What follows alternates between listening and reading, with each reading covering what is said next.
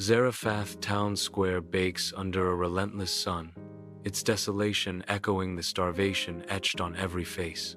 Elijah enters the town square, his weathered face a mask of determination against the backdrop of despair. His gaze sweeps across the parched landscape, searching, probing for a flicker of hope amid the desolation. The weight of the town's suffering hangs heavy as Elijah's determined search intensifies. Amid the silent cries of hunger, Elijah's presence offers a glimmer of hope in the desolate town square. Under the vast sky, a town well stands as a silent witness to the lives of its inhabitants. Near the well, a widow gathers sticks, her thin frame a testament to hardship, yet her eyes still hold a flicker of hope. Elijah approaches the widow, his presence breaking the quiet solitude. Elijah asks, "Please, bring me some water and a piece of bread."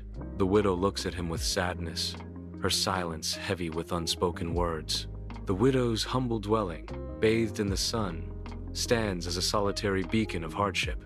The widow gestures weakly, revealing the almost empty jar of flour. Her despair deepens as she reveals the scant amount of oil remaining. With a voice heavy with sorrow, the widow laments, "I have only a handful of flour and a little oil. I'm gathering sticks to cook one last meal for my son and me. Then we'll die." Elijah listens intently, his expression shifting from concern to determination. The air hangs thick with unspoken grief as the reality of their dire situation settles. Inside the humble kitchen, the widow stands with trembling hands, measuring flour with quiet desperation. Her gaze lingers on the near-empty jar, a stark reminder of her dwindling hope. The son watches, his eyes filled with a mixture of hope and apprehension, mirroring his mother's quiet struggle. With hesitant yet determined movements, she begins kneading the dough, a small loaf, a symbol of unwavering faith.